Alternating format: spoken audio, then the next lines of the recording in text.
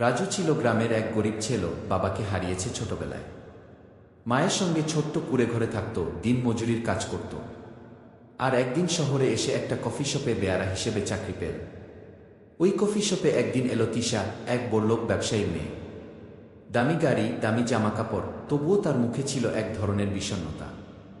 তিশা প্রায়ই কফি শপে আসত, রাজুর আচরণে ভদ্রতা আর আন্তরিকতা দেখে অবাক হতো। ধীরে ধীরে তাদের মধ্যে বন্ধুত্ব গড়ে ওঠে। তিশা বুঝতে পারে রাজুর দরিদ্রতা থাকলেও তার হৃদয় সোনার মতো পরিষ্কার।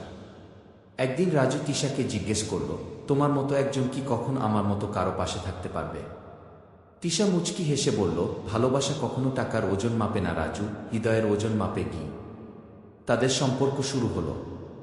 প্রথমে তিশার পরিবার মেনে নেয়নি, কিন্তু তিশা দমে যায়নি। সে নিজের যোগ্যতায় চাকরি নেয়, পরিবারকে বোঝায়, অবশেষে তারা রাজি হয়। তিশা ও রাজু আজও একসঙ্গে আছে।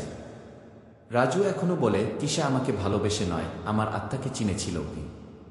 শেষ কথা, ভালোবাসা শ্রেণীধনী গরিব দেখে না, হৃদয়ের গভীরতা দেখে।